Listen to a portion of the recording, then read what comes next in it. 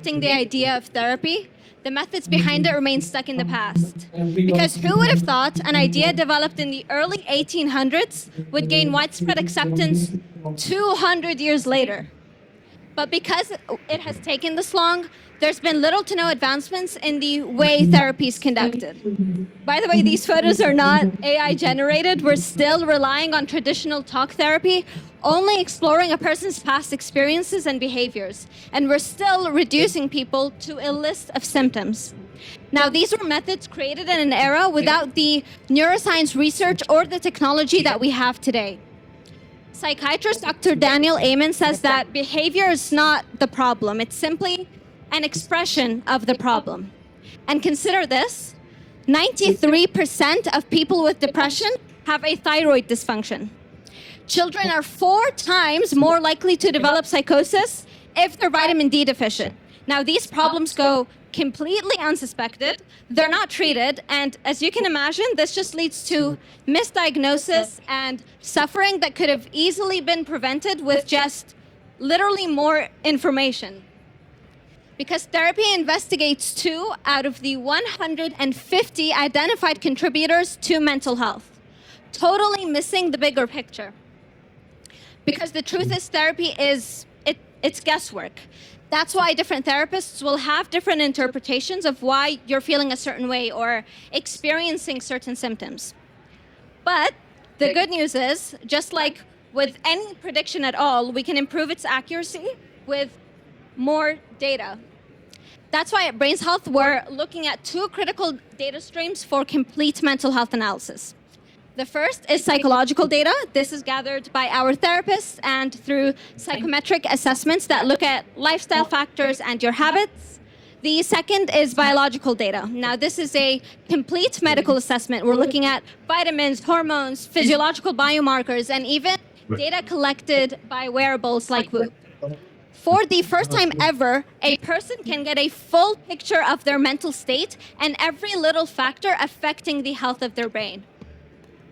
All of this data is gathered by our app, and our AI creates something we call a holistic report. It draws different connections between the different data streams. For example, it could pinpoint that your mood fluctuations are a result of your poor gut health. It will then specify what nutrients you're lacking and give you the right recommendations. We're also using Hume's voice analysis technology.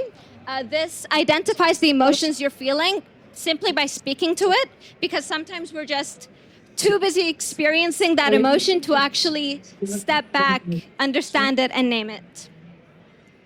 We have a very simple yet aggressive business model where we're partnering with existing clinics, and they provide the medical assessments, and what we do is we pair that with our psychological support and our therapy, and we provide the holistic report, as mentioned before.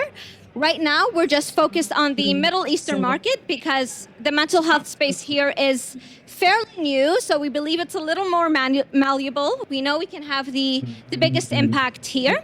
And here we've also noticed that the only innovation in the space really is just matching people to the right therapists or just providing an AI chatbot. None of these methods really uncover all the root causes of your mental health challenges.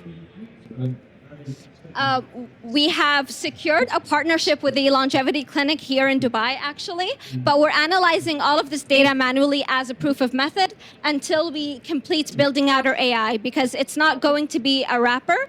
We're going to be building it out ourselves just to make sure it's as accurate and as scientific as possible.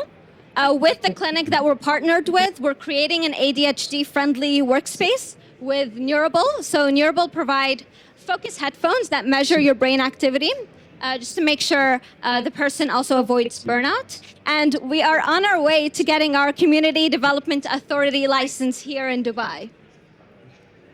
In the next year, we will start raising as soon as we launch our app, because we've been completely bootstrapped until now. And we're also conducting our own clinical studies to really measure the effectiveness of our approach. And as we continue partnering with clinics here in the UAE, we're also exploring partnerships in Saudi Arabia. What the mental health space needs right now is the same scientific rigor as any other field in medicine. And I'm very, very excited to be a part of shifting how we understand and how we treat mental health. And thank you all for being a part of the conversation today.